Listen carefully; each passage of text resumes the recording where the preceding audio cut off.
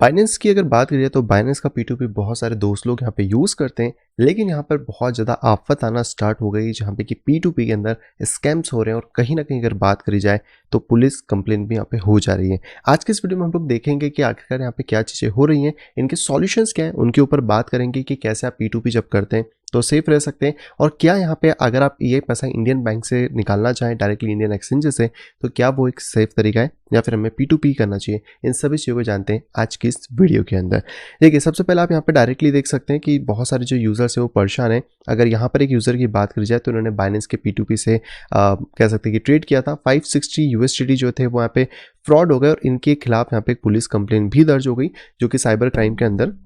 यहाँ पर हुई है। इसी के तौर पे अगर दूसरे क्लाइंट का देखें तो उनके भी यहाँ पर सेम चीज़ें जहाँ पे कि इन्होंने बताया कि ये स्कैमर है और कहीं न कहीं स्कैम्स यहाँ पे ऑलरेडी हो रहे हैं। तीसरे के देखें तो इनके साथ भी लगभग सेम सिनेरियो है जहाँ पे कि इन्होंने 40,000 रुपीज़ का यहाँ पे ट्रांजैक्शन किया था और उसके बाद भी सिमिलर चीज़ें हुई हैं। इसी के तौर पे देखें तो यहाँ पे ग्लोबल ट्रेडर के नाम से भी एक प्रोफाइल है जिसको ऊपर भी रेड फ्लैग लगाया जा रहा है और कहीं न कहीं यहाँ पे कह सकते हैं कि आप कुछ ना कुछ इनके ऊपर चीज़ें चल रही हैं। और इसी के तौर पे आप देखें तो सभी लोगों की लगभग यहाँ पे सेम कहानी है जिसमें कि सारी चीज़ें यहाँ पे देखने को मिल रही है और यहाँ पर P2P स्कैम्स के बारे में बताया जा रहा है जिससे कि बैंक अकाउंट फ्रीज यहाँ पे हो रहे हैं। अभी जितने भी सिनारियोज यहाँ पे प्ले आउट हो रही है इसी वजह से हो रहे हैं क्योंकि कहीं ना कहीं कुछ लोग यहाँ पे स्कैम कर रहे हैं और स्कैम करने के बाद ये पूरा की पूरा जो प्रोसेस है कुछ इस तरह वर्क करता है जैसे कि कोई स्कैमर है या हम उसको एक हैकर बोल सकते हैं। उस हैकर ने क्या करा कि एक पर्सन है जिसका नाम है ABC, तो उसका जो बैंक अकाउंट है वो बेसिकली यहाँ पे हैक कर लिया। अब ये क्या करेगा, ये आएगा P2P प्लेटफॉर्म के ऊपर जैसे कि मान लो बाइनेंस है, बाईबिट है, अलग अलग। यहाँ पर वो यूज़र एक ऐड पब्लिश करेगा कि मुझे यहाँ पर कुछ अमाउंट के डॉलर्स को सेल करना है, आप या फिर आप अपने डॉलर्स और यहाँ पर ले लो। तो यहाँ पे जो यूज़र है वो इस एडवर्टाइजर को देखेगा, यहाँ पर वो इसमें इंटरेस्टेड होगा और ये पर्सन क्या करेगा, ये इस बैंक अकाउंट से इस पर्सन के बैंक अकाउंट में डायरेक्टली फंड ट्रांसफर यहाँ पे कर देगा। अब इस यूज़र को तो लगेगा कि मेरे पास तो यहाँ पे पैसे आ गए, लेकिन एक्चुअल में आए हैं थर्ड पार्टी से जिसका हैक बेसिकली हुआ है अकाउंट और ये हैक किया है इस वाले P2P पर्सन ने यहाँ पर। अब ये चीज़ होने के बाद क्या होगा कि ये पर्सन जैसे ही चेक करेगा कि मेरे बैंक से पैसा कट गया है, ये करेगा पर्सन यहाँ पे FIR। और FIR ये किसके ऊपर करेगा, जिसके बैंक के अंदर ये पैसा गया है, क्योंकि ये उस पर्सन को एज अ यहाँ पे स्कैमर समझेगा, क्योंकि जो कि ऑब्वियसली बात है कि यहाँ पर एक विक्टिम है। तो ये सारी चीज़ें जो यहाँ पे होती हैं इसके अंदर ये पर्सन तो अपना डॉलर लेके निकल जाएगा, लेकिन यहाँ पर जो पर्सन है जिसने कि वो पैसा लिया था वो यहाँ पे फंसेगा, इसके ऊपर हो जाएगी यहाँ पे FIR और यहाँ पर होने के बाद इसको ये पैसा वापस करना पड़ेगा। प्लस यहाँ पे सबसे ज़्यादा हेक्टिक प्रोसेस तब बनेगी अगर ये पर्सन मान लो फॉर एग्जांपल है कहीं दिल्ली का और ये पर्सन था कहीं फॉर एग्जांपल मान लेते हैं तमिलनाडु का। तो यहाँ पर अगर इन्होंने कंप्लेन की तो ऑब्वियसली तमिलनाडु में ही कंप्लेन करेंगे,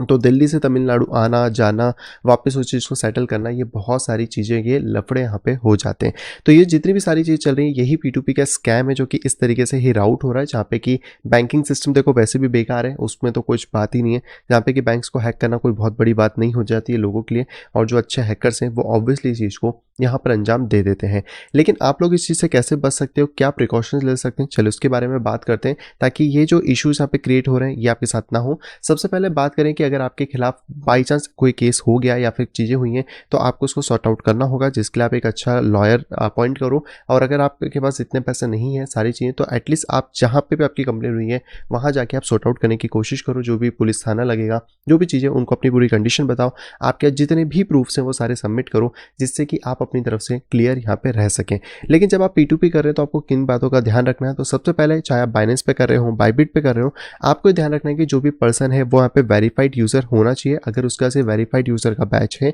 तो आप इससे डील करने के लिए यहाँ पे तैयार हो सकते हो। इसके साथ इसका ईमेल, SMS और आइडेंटिफिकेशन होना चाहिए, क्योंकि क्या होगा कि अगर आपके साथ कोई बाई चांस स्कैम हो गया तो एक्सचेंज भी यहाँ पे आपके साथ नहीं देगा, क्योंकि उनको इससे कोई भी यहाँ पे लेना देना नहीं है, कोई भी मतलब यहाँ पे नहीं है। अगली चीज़ आपको देखना है कि इसकी जो ट्रेड है वो ज़्यादा हो, क्योंकि जितने ज़्यादा ट्रेड होंगे उसका मतलब ज़्यादा लोगों ने उसका ट्रांजेक्शन किया है तो ज़्यादा ट्रस्टेबिलिटी वहाँ पर बढ़ती है। इसके बाद आप यहाँ पे देख सकते हैं कि इसकी जो पॉजिटिव फीडबैक्स है वो कितने हैं, ये एटलीस्ट 95 के ऊपर होने चाहिए, ताकि इसका मतलब है कि ज़्यादा से ज़्यादा लोगों ने इसे पॉजिटिव फीडबैक दिए हैं। अगर कुछ नेगेटिव फीडबैक्स भी दिए हैं तो डेफिनेटली आप जाके चेक करो कि नेगेटिव फीडबैक क्यों मिले हैं, क्या उसका कोई ऐसा रीज़न था जिसमें ये स्कैम करने के लिए या फिर कुछ इस तरीके की सिचुएशंस क्रिएट हुई हैं। अब अगर ऐसे कोई रीज़न आ रहे हैं तो डेफिनेटली मैं कहूँगा कि उस यूज़र या फिर उस P2P मर्चेंट से आप बिल्कुल भी ट्रेड ना करें। और जब आप एक लिस्ट देखते हैं तो आपको यहाँ पर एक टैग मिलता है जिस पे लिखा होता है वी यानी कि वेरिफिकेशन, तो ये डेफिनेटली चेक करने की कोशिश करें। दूसरी बात कि जब भी आपको कोई प्राइस ऑफर कर रहा है तो मार्केट के सारे प्राइसेस को कंपेयर करें, क्योंकि कुछ अगर आपको बहुत ही एक्स्ट्राऑर्डिनरी प्राइस दे रहे हैं, लाइक मार्केट का प्राइस है 89.50, जहाँ पे कि 3 यूजर्स हैं, उसके बाद 89.50 एंड 59 तक ये वैल्यू जा रही है, कोई 60 यहाँ पे दे रहा है, कोई 74 दे रहा है, तो डेफिनेटली आपको चेक करना चाहिए कि इनमें से कौन थोड़ा सा आपको एक रीजनेबल रेट दे रहा है जो मार्केट के हिसाब से सही यहाँ पे चल रहा है। तो ये ऐसे कुछ प्रिकॉशन थे जो कि आप ले सकते हैं जब आप P2P ट्रेडर को सिलेक्ट यहाँ पे करते हैं। लेकिन कुछ ऐसे प्रिकॉशंस भी है जो डेफिनेटली आपको लेने चाहिए जब आप यहाँ पे P2P ट्रेड के अंदर यहाँ पे चले जाते हैं। तो यहाँ पर जो सबसे इंपॉर्टेंट चीज़ है, पहले मैं इसको डिलीट कर देता हूँ। तो सबसे इंपॉर्टेंट चीज़ की अगर बात करें कि आप क्या क्या कर सकते हैं, तो सबसे पहले आप जिस भी मर्चेंट से यहाँ पर डील कर रहे हैं ये मेक श्योर करें कि उसका बैंक अकाउंट का नाम और उसका जो कह सकते हैं P2P का अकाउंट का नेम है वो सेम होना चाहिए। ये दोनों नाम सेम होना चाहिए जिससे कि आपको ये रहे कि हाँ इसी पर्सन की सारी डिटेल्स है। इसके बाद आप कोशिश करें कि आप उस पर्सन से कोई भी एक प्रूफ मांग लीजिए कि वो जो भी पर्सन है, चाहे आप उसका आधार कार्ड मांग लीजिए चाहे पैन कार्ड मांग लीजिए, ताकि आपके पास एक प्रूफ रहे कि आपने किस पर्सन के साथ डीलिंग यहाँ पे करी है। और उसमें जो आधार कार्ड पैन कार्ड है उसमें भी सेम नाम होना चाहिए जो कि उसके बैंक के अंदर और P2P के अंदर हो। अगर ये चीज़ें कंबाइन होकर नहीं होती है, कई बार ऐसा होता है कि कोई प्रूफ नहीं देता है, तो कोई बात नहीं, आप एटलीस्ट बैंक अकाउंट के अंदर नेम और P2P के अंदर नेम को सेम देखिए, क्योंकि अगर ऐसा नहीं होता है तो आगे चल के आपको ट्रबल यहाँ पे हो सकता है। इवन दैट जब आप पेमेंट कर रहे हैं यानी कि आप USDT या तो खरीद रहे हैं या फिर बेच रहे हैं, दोनों ही कंडीशन में आपको करनी है स्क्रीन रिकॉर्डिंग, क्योंकि स्क्रीन रिकॉर्डिंग देखो ज़्यादा बड़ा प्रूफ कहलाएगा एज कम्पेयर टू किसी स्क्रीनशॉट या फिर चीज़ें, क्योंकि पुलिस अभी भी हमारे के शायद ये चीज़ नहीं समझेगी कि ये P2P कैसे हुआ, वहाँ जाके किसने क्रिप्टो बेचा कि क्या करा। लेकिन अगर आपके पास प्रूफ रहता है उस P2P के ट्रांजेक्शन का तो आप वहाँ पर चीज़ें दिखा सकते हो। अगर आपने किसी को अपने बैंक से पैसा दिया है तो आपने उसकी डिटेल डाली है, वहाँ पर पैसा भेजा है, और अगर किसी ने आपको आपके पास पैसा भेजा है तो आपके पास उसकी चैट्स होंगी। कोशिश करें, तीसरी पॉइंट मैं ये बताऊंगा कि आप ज़्यादा से ज़्यादा उस पर्सन से चैट करने की कोशिश करें। चैट करके आप थोड़ी सी इन्फॉर्मेशन लें, जैसे कि वो कहाँ से है, क्या है। एटलीस्ट अगर आपको वो प्रूफ नहीं दे रहा तो एटलीस्ट ये पूछ सकते हैं कि कौन से सिटी या फिर कौन से स्टेट से वो बिलोंग करता है, ताकि आपको थोड़ा एग्जैक्ट लोकेशन वहाँ पे मिले। हालांकि डिटेल्स आपको बैंक अकाउंट में मिल जाती हैं, लेकिन फिर भी आप चाहो तो ये डिटेल्स उससे और ज़्यादा निकलवा सकते हो। इसके बाद आप कोशिश करें कि जब भी वो पर्सन आपसे कुछ भी कर रहा है तो आपको अगर एक बड़ा ट्रांजेक्शन आप कर रहे हो जिसमें लाखों की डीलिंग्स होने वाली है तो आप उसका मोबाइल नंबर ज़रूर मांग सकते हैं वहाँ पर। और ये चीज़ आपको बहुत ज़्यादा प्रिकॉशन लेनी है कि आप मोबाइल नंबर मांगो या फिर उससे बोलो कि एटलीस्ट मेरे टेलीग्राम में कहीं पे भी वीडियो कॉल एक बार करें, जिससे कि आप उस पर्सन की स्क्रीन रिकॉर्डिंग या तो कर सको या फिर आप कैसे भी उससे बात कर सको, क्योंकि जब बड़े अमाउंट की बात आती है तो वहाँ पर आपको बिल्कुल भी संकोच नहीं करना है। और ये सारी चीज़ें हैं, हालांकि ये कुछ प्रिकॉशंस है जो कि अगर आप लेते हो तो माइट भी पॉसिबल है कि आप P2P अच्छे से कर लोगे, आपको कोई दिक्कत नहीं आएगी। और कोशिश ये भी करो कि अगर आपने पास्ट में किसी के साथ P2P करा है, वो एक बड़ा मर्चेंट है, तो हमेशा ट्रांजैक्शन उसके साथ ही करो, चाहे वो आपको कुछ भी प्राइस है। अगर मार्केट का प्राइस 89 चल रहा है और वो आपको 88.60 भी दे रहा है तो आप ये चीज़ मत देखो कि मुझे 40 पैसे का प्रॉफिट हो जाएगा।